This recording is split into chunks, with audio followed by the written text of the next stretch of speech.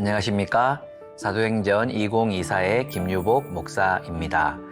오늘 우리가 함께 묵상할 본문은 사도행전 18장 18절에서 23절입니다. 함께 읽어보겠습니다. 바울은 더 여러 날 머물다가 형제들과 작별하고 배 타고 수리아로 떠나갈새 브리스길라와 아굴라도 함께 하더라. 바울이 일찍이 서원이 있었으므로 갱그레아에서 머리를 깎았더라.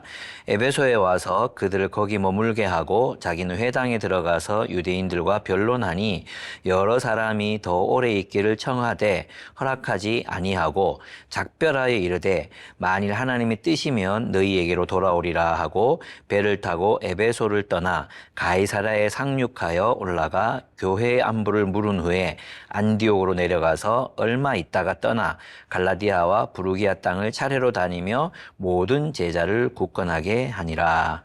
아멘. 오늘 함께 묵상하게 될 본문의 제목은 하나님의 인도를 따라 선교하기입니다. 바울은 하나님의 뜻을 따라 선교합니다. 첫째로 바울의 선교를 살펴보면 먼저 동족인 유대인들의 회당에서 복음을 전했습니다. 이스라엘 백성들은 하나님께서 선택하셔서 하나님의 백성으로 삼으신 이들이었기 때문입니다. 바울은 구약의 하나님의 백성들과 신약의 그리스도인들 사이에 단절이 있다고 생각하지 않았습니다. 이스라엘 백성들이 기다려왔던 메시아가 왔으므로 당연히 그들에게 예수가 그리스도시라는 것을 알리는 것은 하나님의 뜻이었고 또 이것은 바울의 우선순위가 될 수밖에 없었다는 뜻이죠. 게다가 그들은 바울의 혈육이었습니다. 로마서를 보면 그들을 향한 절절한 심정이 나타나 있는데요. 차라리 자신이 영원히 버림을 받게 되고 그로 인해 자기 동족이 구원을 얻을 수만 있다면 그렇게 하겠노라는 바울의 마음이 그곳에 담겨 있습니다. 우리도 바울처럼 보냄을 받습니다. 우리가 속해 있는 그곳, 바로 그곳이 하나님이 우리를 보내신 곳일 것입니다. 기독교에 대한 호감이나 비호감 이런 것들을 조사하면 늘 기독교는 비호감 1순위, 호감 끝순위 차지하게 됩니다.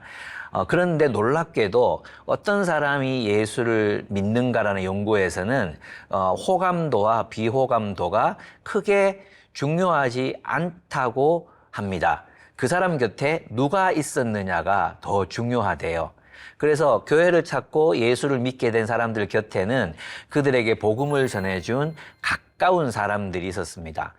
가족 중에 예수님을 먼저 믿은 사람들이 있거나 또 미션스쿨에서 복음을 들어본 경험이 있거나 어린 시절 교회를 다녀본 기억이 있는 복음을 이미 알고 있는 사람들이 복음에 대해 수용적으로 반응한다는 연구 결과도 있었습니다. 우리와 가까운 사람들은 복음을 받아들이기에 좋은 조건을 가진 사람들입니다. 왜냐하면 우리가 그들 곁에 있기 때문입니다. 둘째로 바울은 복음에 대해 열린 기회를 포착합니다. 바울은 유대인들의 회당에서 복음을 전했지만 그들이 믿지 않자 그들을 떠나 복음에 관심을 보이는 사람들에게로 갑니다. 그리고 그들에게 집중합니다. 바울은 자신의 실패로 보이는 것에 집착하지 않습니다. 우리 같으면 회당에서의 복음 전도가 실패했으면 아마도 자신을 자책하거나 또는 미련을 갖거나 그랬을 것 같아요. 그러나 그는 자신이 최선을 다한 것에 미련을 갖지 않습니다. 그는 자신의 책임과 그들의 책임 그리고 하나님이 하실 일을 혼돈하지 않았습니다. 바울은 복음에 대해 열린 기회를 오히려 포착합니다. 그리고 회당 밖에서 회당 안에 있는 유대인들에게 복음을 전하기도 하고 또 이방인들인 고린도 사람들 가운데에서도 복음을 전하기도 해서 많은 사람을 주님께로 돌이킵니다. 여러분, 아무리 복음 전도가 어려운 시대라고 하더라도 길을 찾아내는 사람들이 있습니다. 코로나 시기에 대구 지역에 있는 CCC는 학교에 올 수 없었던 학생들을 그들이 사는 지역으로 찾아가서 대학 생활을 안내하고 그들을 도왔습니다. 캠퍼스에서 혼밥한 학생들을 초대해서 식사를 제공했습니다. 오히려 대구 지역의 CCC는 코로나 기간을 거치며 크게 성장했습니다. 지금 어린이 사역이 굉장히 어렵다고 말하지만 또 어린이 사역이 더 이상 안 된다고 하지만 길을 내는 교회들이 있습니다. 늘 하던 방식이 아니라 늘 하던 대로가 아니라 하나님이 닫으시고 하나님이 여시는 문을 우리는 세심하게 들여다보고 길을 찾아내야만 합니다. 포기하지 않고 두드리면 하나님께서 그 문을 여실 것이라 믿습니다. 셋째로 바울은 주님의 인도하심을 따릅니다. 바울이 고린도에서 1년 6개월간을 머물며 복음을 전한 이유는 환상 가운데서 주님이 바울에게 말씀하셨기 때문이었습니다. 무서워하지 마라, 잠자코 있지 말고 끊임없이 말하여라. 주님이 복음을 전하라 하심으로 그는 복음을 전합니다. 그런데 에베소에는 복음에 대해 열린 마음을 가진 유대인들이 많았어요. 에베소 사람들은 바울에게 좀 더 오래 머물러 가르침을 달라고 청합니다. 그런데 바울은 거절합니다.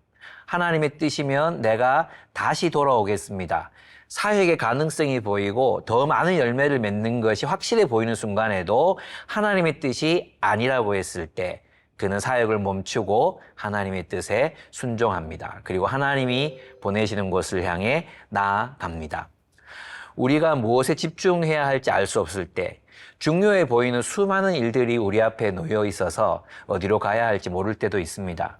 주님의 뜻을 묻고 그분과 의논함으로 사람들에게 휘둘리지 말고 하나님의 뜻을 행하는 여러분들이 되시기를 축복합니다. 우리 함께 기도하겠습니다. 하나님, 우리에게 분별력을 허락하여 주셔서 하나님의 인도를 따라 사람들에게로 나아가고 또 하나님의 인도를 따라 하나님의 선교를 수행하는 주님의 신실한 제자가 되게 하여 주옵소서. 예수님의 이름으로 기도드렸습니다. 아멘.